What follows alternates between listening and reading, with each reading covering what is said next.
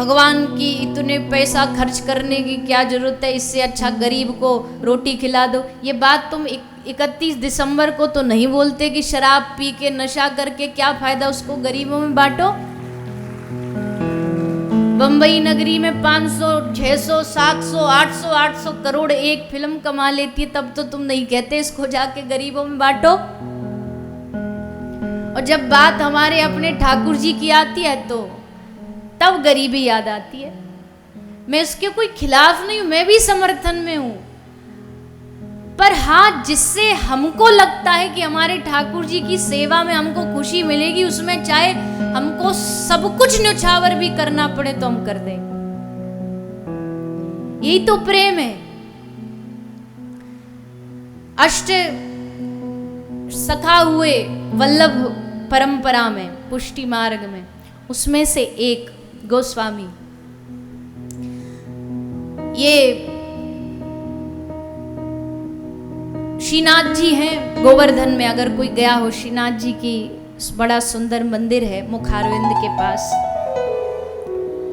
तो वहां ये सेवा दिया करते थे। एक बार उस समय मथुरा में बहुत बड़ी फूलों की मंडी लगती थी, फूलों का बाजार।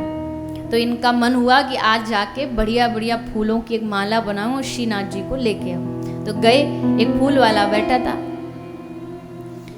तो फूल वाले के पास बड़े सुंदर गुलाब थे, एकदम ताजा ताजा गुलाब। तो उसने कहा भैया ये गुलाब, जैसे देखा तो उनको तुरंत याद आई कि इससे ठाकुर जी को माला पहनाएंगे। तो कहा भैया ये दे दो। इतने में अकबर का एक मंत्री वहां आया, वो आगरा जा रहा था अपनी प्रेमिका से मिलने। जैसे उसने गुलाब देखा तो उसको अपनी प्रेमिका याद आई कि उसके लिए गुलाब लेके जाएंगे तो बड़ी खुश हो जाएगी। उसने कहा ये हमको दे दो। पहले तो गोसाई जी ने कहा देखो जी मंत्री जी, हमने मन ही मन इन फूलों को, इन पुष्पों को ठाकुर जी को समर्पित कर दिया है, तो अब अगर तुम इसको किसी दूसरे इंसान को भी जाके दोगे तुमको पाप लगेगा, इसलिए मत लो। पर मंत्री घमंड में था, बोले जानते हो हम किसकी मंत्री हैं, हमारी सरकार कौन है? तो गोसाई जी ने हंस के कहा कि तुम जानते हो हमारी सरकार कौन है? तुम्हारी सरकार हमारी सरकार के सामने बड़ी छोटी है। मंत्री बोला ज्यादा बोलो मत, कितना रुपया दोगे उसका? उन्होंने कहा 10 आना। बोला हम 50 आना देंगे। गोसाई जी ने कहा अब तो हमने ठान लिया है, फूल तो हमारे ठाकुर जी को ही चढ़ेंगे, हम 1 रुपया देंगे। जमाना बहुत पुराना। मंत्री बोला हम 5 रुपया देंगे। गोसाई जी बोले हम 10 रुपया देंगे। मंत्री बोला लेके तो हम अपनी प्रेमिका के लिए जाएंगे, 100 रुपया। गोसाई जी बोले 500 रुपया। और बढ़ते बढ़ते महाराज बात 5000 तक पहुंच गई एक फूल के लिए। 5000, उस समय तो लाखों थे 5000। अंत में मंत्री ने सोचा कि इसकी बुद्धि तो खराब हो गई, मैं काहे को अपना पैसा खराब करूं। हमारी प्रेमिका ये नहीं दूसरा फूल ले जाएंगे, उससे राजी हो जाएगी। बोले इसी को दे दे भैया तू 5000 में, जा। अब दुकानदार बोला निकालो 5000। अब गोसाई जी जब तो जोश जोश में भगवान के बल पे बोल दिए 5000, अब लाए कहां से? तो गोसाई जी बोले कि भैया देख तेरी भी जीविका है, वादा किया है, हमारा घर हमारा धन संपत्ति जो है सब तेरे नाम, पर फूल तो हम अपने ठाकुर जी को यही चढ़ाएंगे। ले गए। और ये बात देखो भाव की है। फूल ले गए, देर हो गई थी, इसलिए सोचा जब तक पहुंचूंगा मंदिर बंद हो जाएगा, इसलिए मथुरा में बैठ करके इन्होंने फूलों की एक माला बनाई और मथुरा में बैठ करके आंख बंद करके मानसिक रूप से गोवर्धन गिरिराज जी में श्रीनाथ जी को अर्पित करी। और जैसे इन्होंने मथुरा में बैठ के माला चढ़ाई, साक्षी थे सब भक्त। श्रीनाथ जी में आरती चल रही थी और आरती चलते चलते सब ने देखा, उधर उन्होंने माला चढ़ाई और इधर श्रीनाथ जी ने अपनी गर्दन नीचे झुका ली माला पहनने के, अपना सर नीचे झुका लिया। भगवान ने कहा ऐसा प्रेमी भक्त मिलेगा हमारे एक फूल के लिए लड़ भिड़ा एकदम। बात सिर्फ इतनी सी कि कि हमारे ठाकुर जी इसमें बड़े सुंदर लगे, अब इसके लिए सब देना पड़े, दे दिया, हंसते हंसते दे दिया। अब देखो मतलब ये नहीं है कि आप सब कुछ दोगे तब भगवान राजी होंगे, नहीं नहीं, पर बात सिर्फ इतनी है कि अपनी भगवान की प्रसन्नता के लिए, उनकी सेवा के लिए जो करना पड़े उसमें पीछे नहीं हटना चाहिए, चूकना। अरे उन्हीं के लिए तो है सब कुछ, उन्हीं का दिया तो सब कुछ है, तन उनका, मन उनका, और सबसे बड़ा धन उनका। उनकी प्रसन्नता के लिए जो भी एक दास को करना पड़े वो करेगा, सेवक वही। लेकिन सूर बाबा कहते हैं, सूरदास जी कहते हैं, मैं कैसा सेवक हूं, मैं कैसा दास हूं कि मैंने अपने स्वामी को, मेरे जो नाथ हैं, मैंने उनको ही जिन तन दियो ताही बिसरायो ऐसो नमक हरामी। जिन भगवान ने, जिन करुणा निधान ने कृपा करके मुझे ये मनुष्य शरीर दे दिया, उनको ही मैंने भुला दिया, उनको ही, उन पे ही प्रश्न उठाने लग गए। हद हो गई, चैलेंज करते कि कौन है ये भगवान, है तो दिखाओ। अरे तू बोल रहा है क्योंकि तेरे भीतर भगवान बैठा है, नहीं तो कब की बोलती बंद हो जाती। भगवान आत्मा रूप में निकल जाएंगे तो क्या बोलेगा तू, बोल पाएगा कुछ?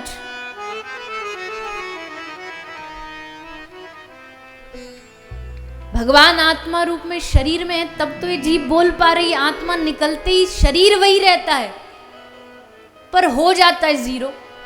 अब ना बोल सकता, ना चल सकता, ना खा सकता, और फिर भगवान को चैलेंज कर रहे हो, कौन है भगवान, दिखाओ हमको भगवान।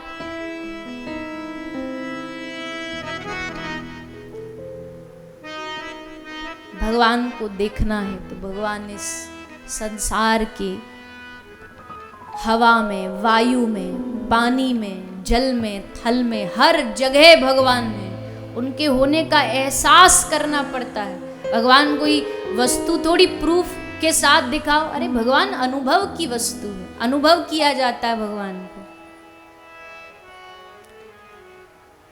भगवान को तर्क, भगवान को चैलेंज। एक बार श्री एकनाथ जी, गोरा कुम्हार और सेन नाई, ये तीन भक्त हुए, वारकरी संप्रदाय महाराष्ट्र की। तो ये तीनों पांडुरंग भगवान के दर्शन करने जा रहे थे एकादशी के दिन। एकादशी को बड़ी भीड़ लगती है भगवान विट्ठल के द्वार पर, तो तीनों दर्शन करने जा रहे थे। तो जो इनमें से एक सेन नाई था, नाई का काम करता था, तो उसने सुना था कि पंढरपुर में बहुत अच्छे अच्छे चमकीले पत्थर मिलते हैं। तो इसने मन में क्या सोचा कि पंढरपुर तो जा ही रहे, भगवान के दर्शन तो मिल ही जाएंगे, पर साथ साथ में वो पत्थर भी ले आऊंगा जिससे मैं अपना औजार घिस सकूं, उस पर बढ़िया धार बन जाएगी। ये सोच के आ गया, दर्शन किया। तो पांडुरंग भगवान ने एकनाथ को पूछा, एकनाथ जी को पूछा कि आज सेन नहीं आया क्या? तो देखा उन्होंने कि सेन नाई तो एकदम उनके साइड में खड़ा है, पर भगवान पूछ रहे तो मतलब कुछ तो बात में कुछ तो गंभीरता है। तो बाहर जाके उन्होंने पूछा सेन नाई से, तो किस लिए आया है? बोला मैं भगवान के दर्शन करने। बोल सच सच बता। बोले आया तो भगवान के दर्शन करने, पर मैंने सोचा कि वहां से पत्थर भी ले आऊंगा और दर्शन भी कराऊंगा। वो समझ गए कि यही गड़बड़ हो गई, दर्शन भी कराऊंगा, ये तूने गड़बड़ की। उन्होंने कहा अगली बार जब जाए तो ये भी वाला सिस्टम मत लेके जाना। बोला ठीक है। अगली बार आए, अगली एकादशी, जैसे अगली बार दर्शन किया, फिर भगवान ने पूछा आज फिर सेन को घर ही भूलाए क्या?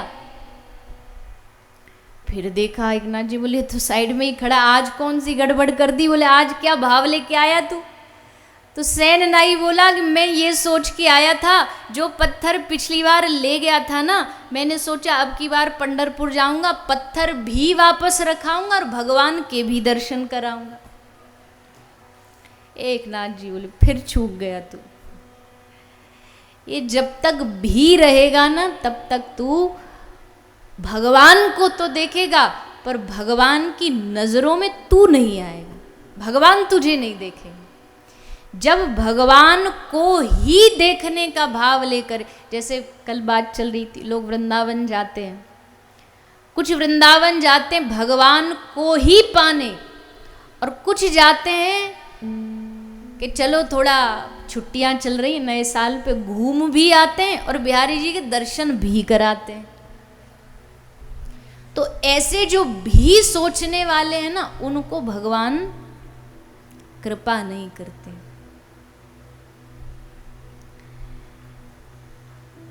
तो हम क्या करें? हमारे जीवन में तो बहुत सारे और भी काम हैं, तो क्या केवल भगवान का भजन ही थोड़ी है, और भी काम है। बोले करो भैया, कौन भजन और काम करने के लिए मना करता है, पर ये सोच के करो कि ये भी जो हम कर रहे हैं ना, ये भी हमारे ठाकुर जी की नौकरी है, उनके द्वारा दी गई सेवा है, उनके द्वारा दी गई नौकरी है। अभी अगर पूछा जाए ये घर किसका है,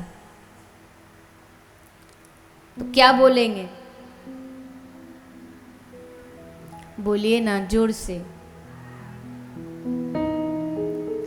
हमारा भी आप थोड़ा सा ने भाव में बहके कह रहे हो, नहीं तो बोलेंगे मेरा है। हमारा कहाँ बोलते, मेरा है। घर किसका है? मेरा है। बालक बच्चे किसके? बोले मेरे हैं। गाड़ी किसकी है? बोले मेरी है। और वैसे अगले ही पल मंदिर में जाके कहेंगे तन मन धन सब तेरा, क्या लागे मेरा।